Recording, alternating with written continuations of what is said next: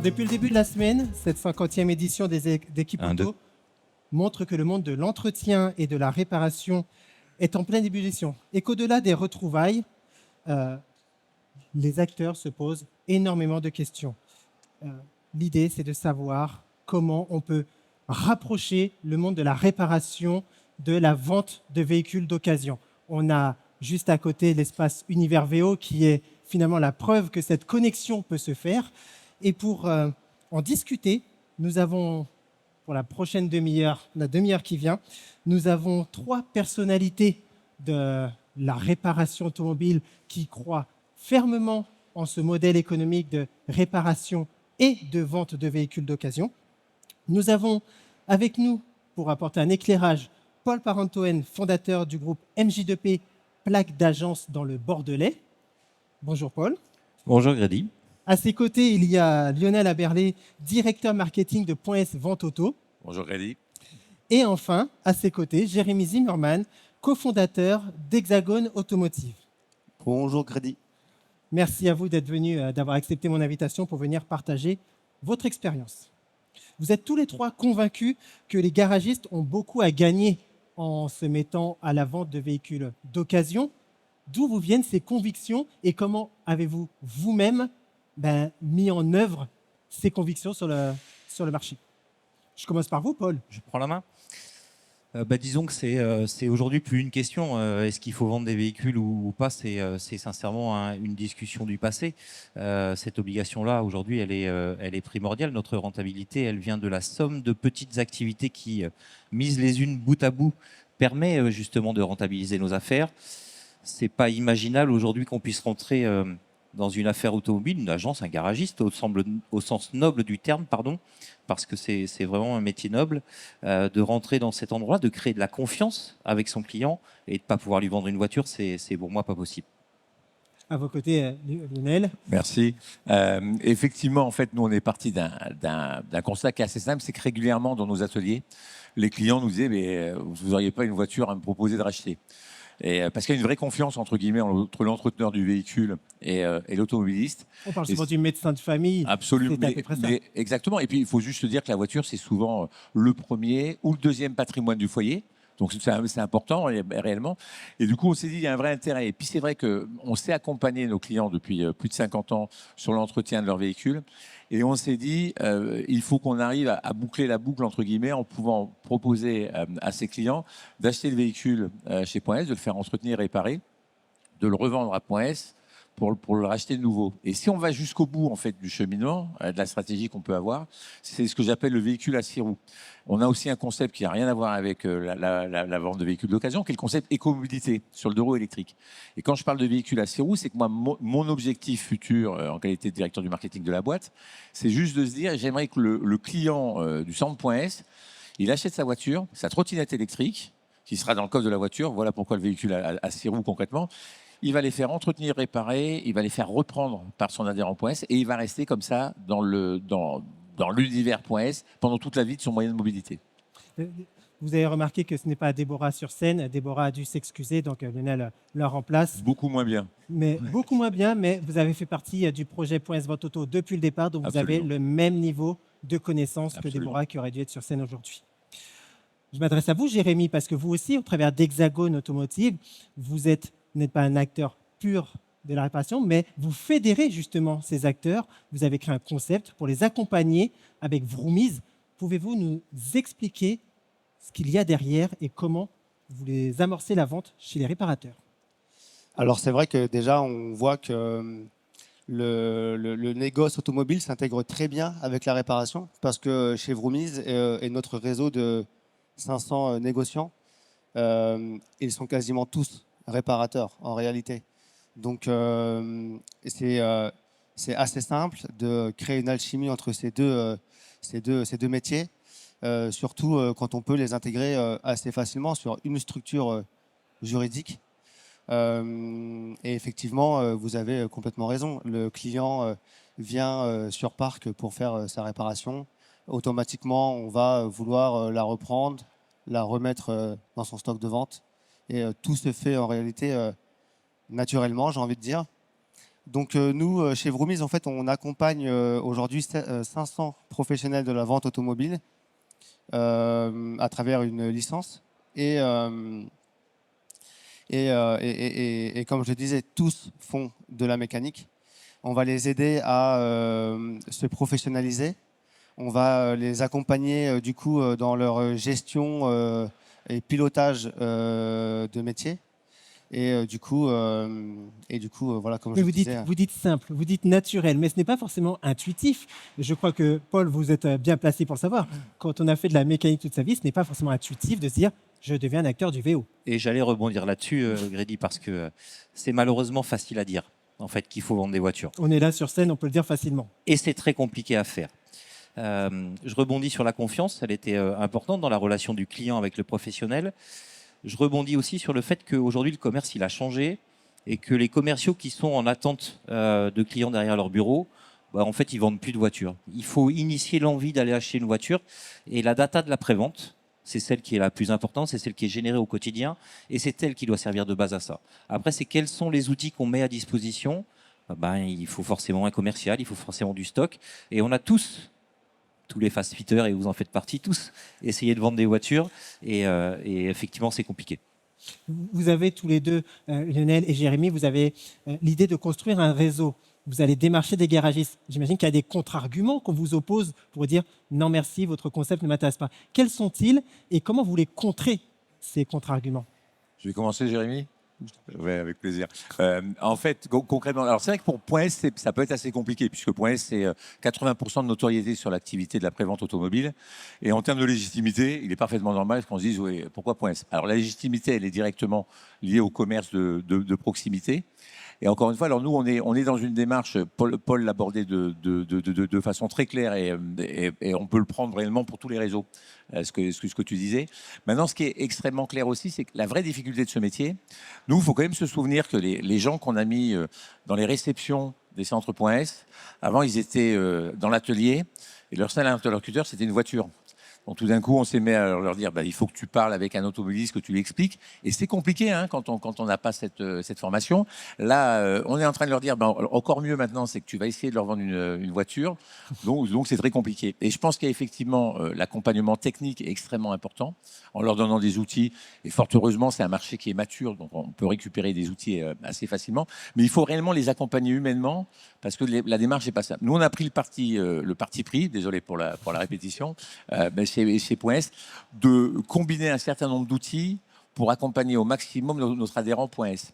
Mais on n'est pas dans une logique de se dire on va en faire un core business parce que le plus gros de notre activité va reposer bien longtemps après que je sois en retraite sur l'entretien et la réparation automobile. Et c'est pour ça qu'on a, nous, sur le réseau, on a déjà commencé à développer, on a 43 centres aujourd'hui qui proposent la vente automobile, et on a commencé à développer le concept en disant on va faire du multiniveau. Et on a des centres qui font que centre de livraison, par exemple, oui. Voilà, qui récupèrent du lead, qui préparent la voiture et le client va la récupérer. On en a qui font de la vente, mais sans réellement promouvoir autour d'eux sur la zone locale. Et on a le troisième niveau qui est le premium, où il y a la communication. On n'a pas de stock sur parc. Parce qu'on n'a pas. D'abord, on n'a pas la place. On y reviendra justement de la manière dont vous structurez tout ça, la manière, l'approche commerciale. Là, c'était vraiment les contre-arguments. Qu'est-ce qui fait qu'aujourd'hui, dans le public, certains vont peut-être vous dire c'est bien beau, mais ça ne fonctionne pas. Qu'est-ce qu'on vous dit, Jérémy, quand vous allez démarcher des garagistes? Quel est le point bloquant, si j'ose dire? Alors, des points bloquants, il y en a plusieurs. Et, déjà, il y a la trésorerie. Bien souvent, un garagiste n'a pas forcément la trésorerie pour acheter du stock. Aujourd'hui, on a de la chance parce que maintenant, on connaît tous le dépôt-vente. Donc, la trésorerie n'est plus forcément un point bloquant pour faire de la vente automobile. Après, il y a le temps.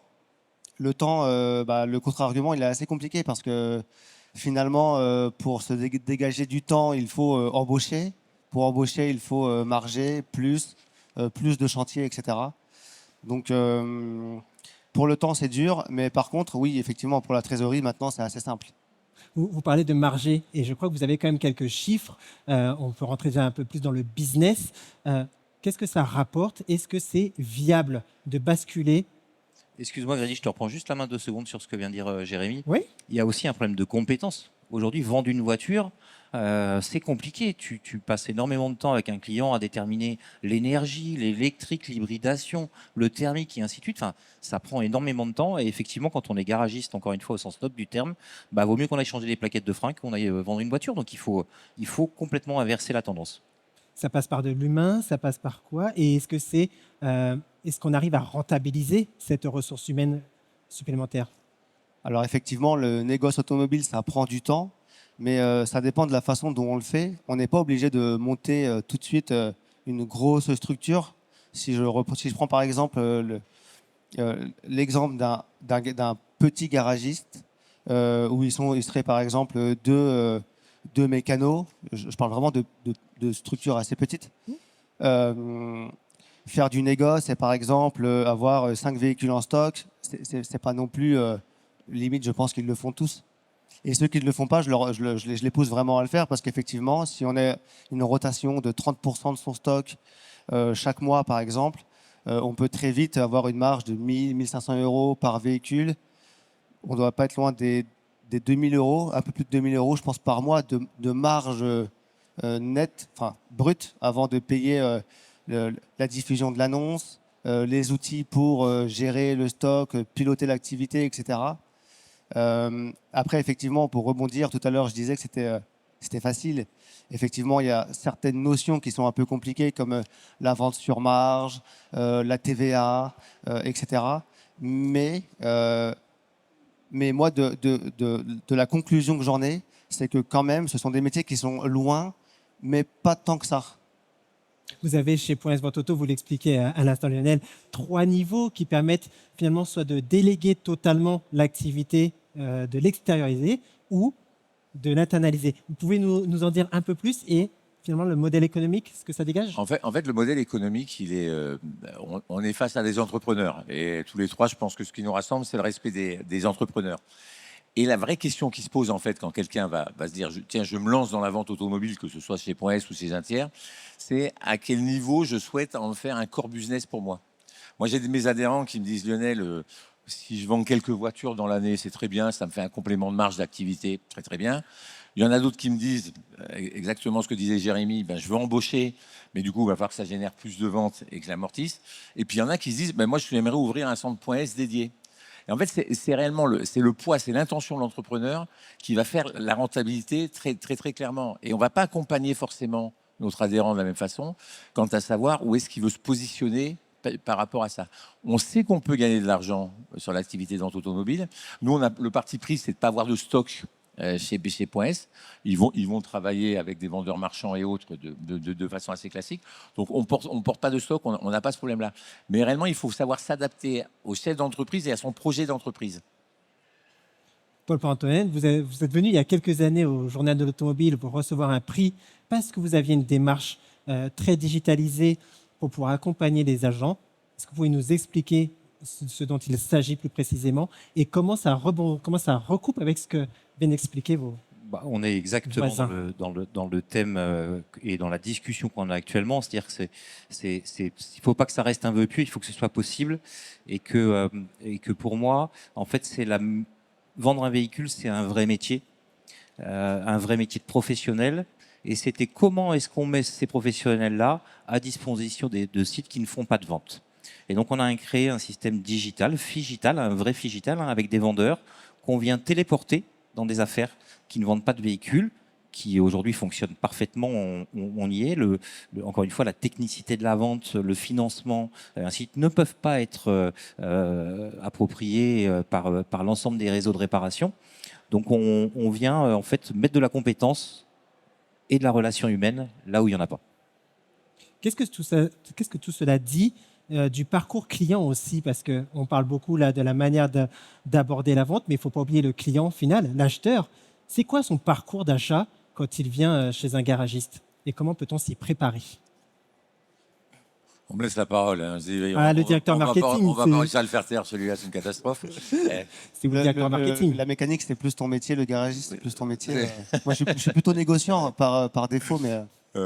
Non, en fait, concrètement, le parcours client, il est multicanal.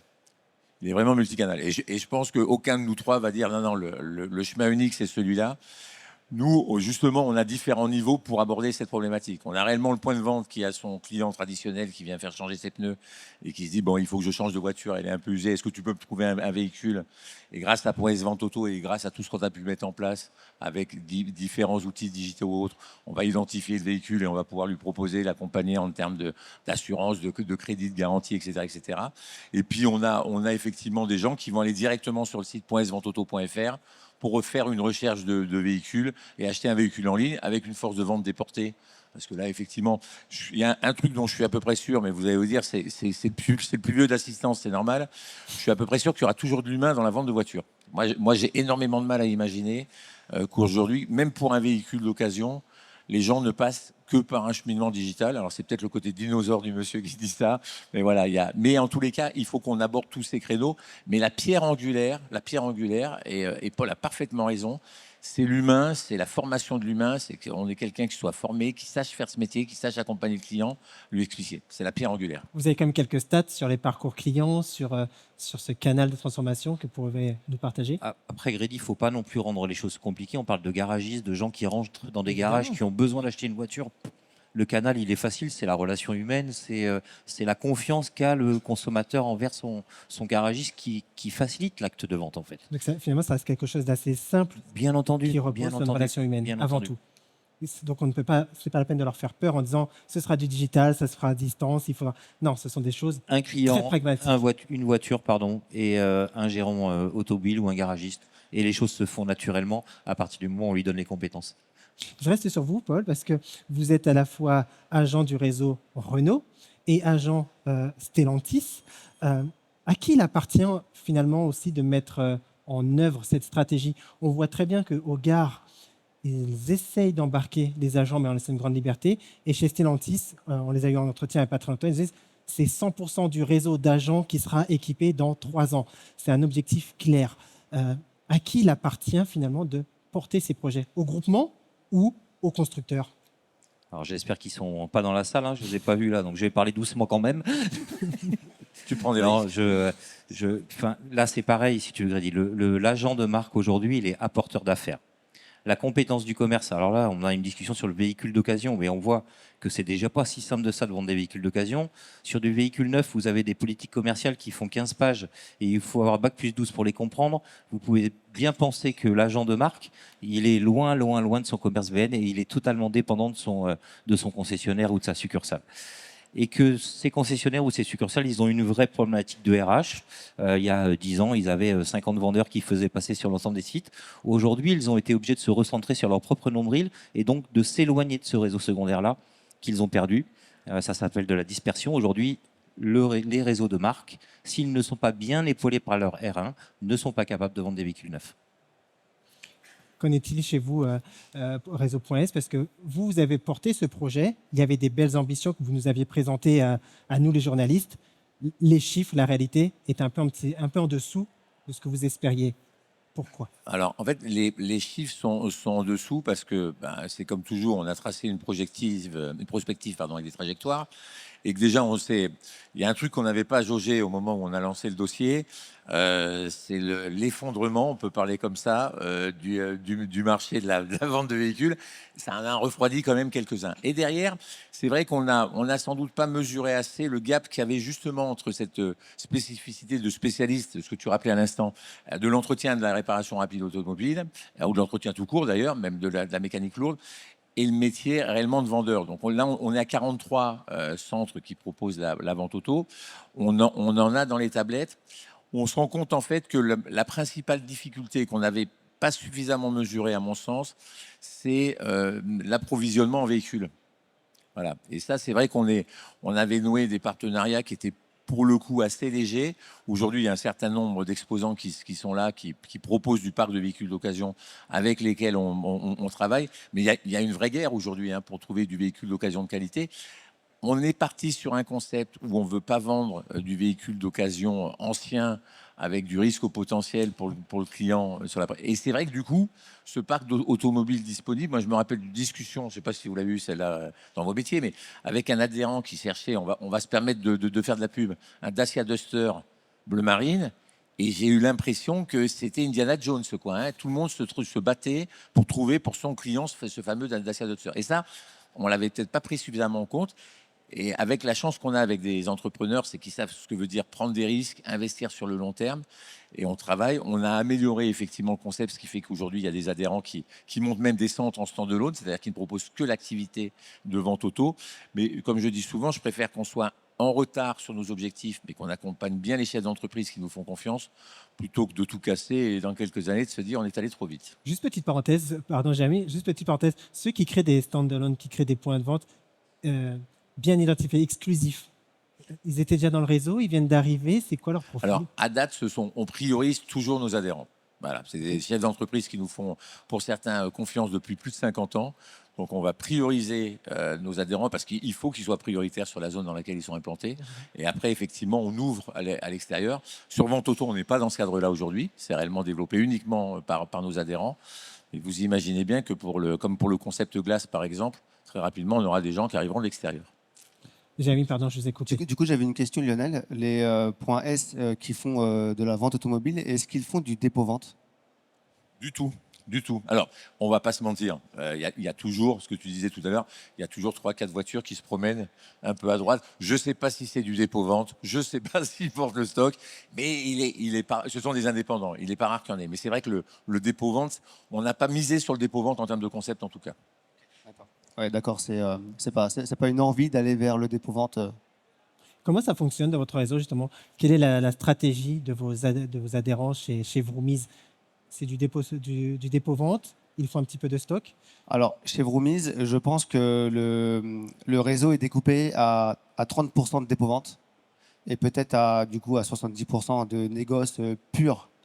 Après, chez Vroomies, il y a beaucoup en fait de négociants de taille moyenne et petite et peut-être 30% de concessionnaires ou de taille plus conséquente. Quand je dis plus conséquente, c'est à partir de 70, 100 véhicules en stock sur parc.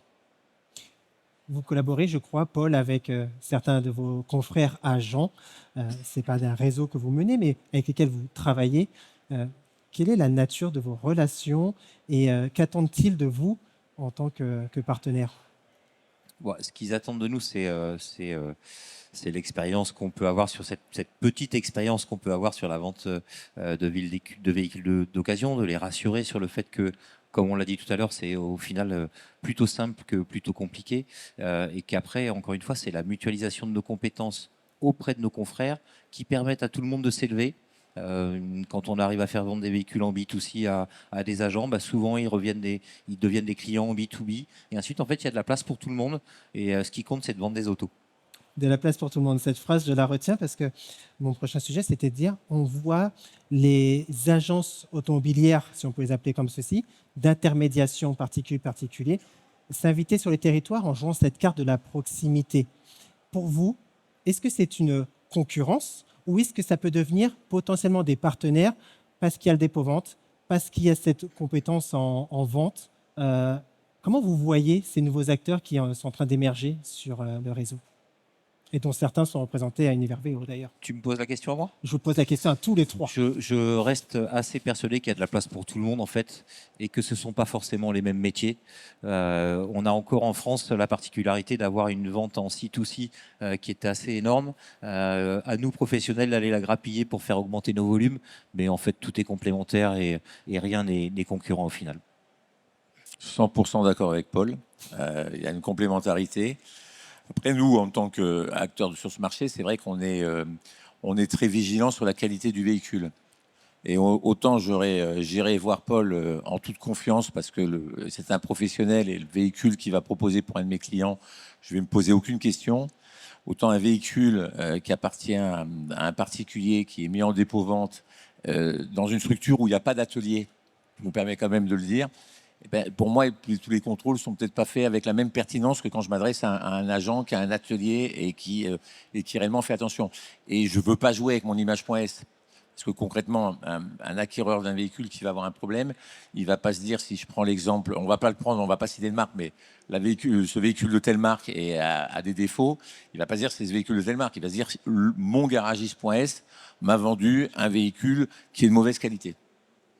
Jérémy, votre avis sur cette Alors, potentielle collaboration? Alors Grady, oui, moi aussi, je pense, je suis convaincu qu'effectivement, il y a de la place pour tout le monde.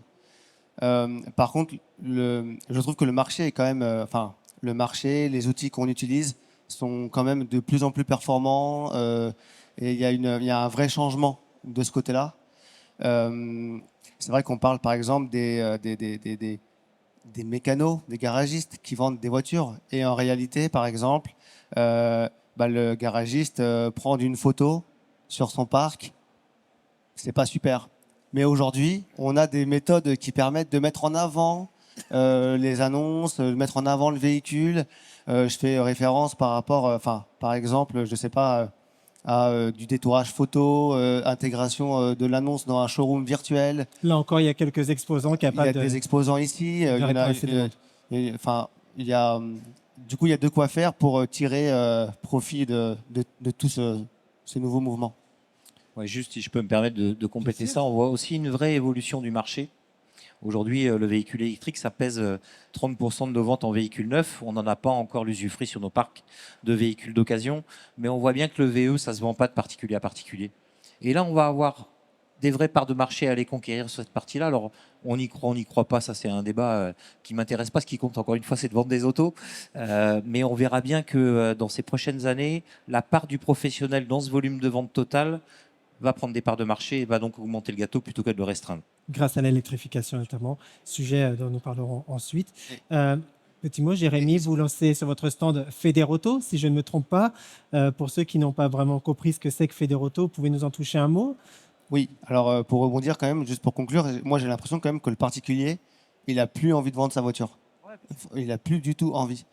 Alors oui, effectivement, Grady, sur notre stand Hexagone Automotive, on lance une toute nouvelle marque qui s'appelle Federauto. Le but de Federauto, c'est de créer une communauté qui va engager les professionnels de qualité. Et surtout, nous, ce qu'on veut à travers Federauto, c'est devenir un réflexe dans l'acquisition d'un véhicule. Par exemple, je suis un particulier, je vais sur Le Bon Coin, je vois une annonce d'un véhicule qui me plaît, je ne connais pas le professionnel, je vais sur Federauto et grâce à Federauto, je vais savoir que le professionnel qui fait partie de la communauté respecte une charte qualité et qui l'engage à avoir des exigences de qualité. Et je crois que sur votre stand, Paul, c'est la cabine de téléportation qui est à voir, qu'on peut venir découvrir. Bien sûr, bien sûr. Bah, vous êtes tous les bienvenus, hein. On en a vu beaucoup de monde depuis ce matin, mais on est en pleine forme et plein d'énergie jusqu'à samedi. C'est effectivement le produit phare qu'on vient distribuer là, avec une partie CRM aussi, de la gestion client et de la proximité, parce que c'est notre ADN d'agent de marque, hein, d'être au contact de nos clients sur des secteurs ruraux. Et on n'a rien réinventé, on fait juste les choses et ça change vraiment la donne. Donc oui, bien sûr, il y a plein de développements digitaux qui nous permettent d'être assez confiants dans le développement du commerce chez nos confrères, parce qu'à un moment ou à un autre, il faut aussi arriver à transmettre et c'est dans nos objectifs. Point S, Vente Auto, vous êtes aussi exposant à Équipe Auto. Que retrouve-t-on sur votre stand? Alors nous, on va retrouver l'intégralité de nos concepts. On parle aujourd'hui de vente auto ici, mais il y a bien évidemment l'entretien automobile. Il y a le service glace, le vitrage et l'écomobilité pour les 2 roues électriques, vente, entretien, réparation. Et puis aussi un grand panel d'activités qui est l'activité industrielle, où on va retrouver Point S comme acteur dans le poids lourd, dans l'agraire, dans le génie civil, dans la maintenance, la manutention, pardon, etc., etc. Donc plein de beaux environnements à venir découvrir dans cette belle vieille ancienne française. 3 sympathiques stands à visiter, je vous invite à aller les voir. Cette table ronde touche maintenant à sa fin, mais moi je vous retrouve dans quelques minutes pour un second échange. Pour vous, Alexandre Michaud de Starter, Gilles Aubry du cabinet Nova MS et Olivier Flavier de Le Bon Coin viendront nous donner des clés sur le marché du véhicule électrique et du marché du véhicule PHEV d'occasion. Donc c'est dans un petit quart d'heure. Ne bougez pas trop loin, il y aura des choses intéressantes encore à écouter. Merci à tous, merci à tous les 3 d'avoir accepté mon invitation.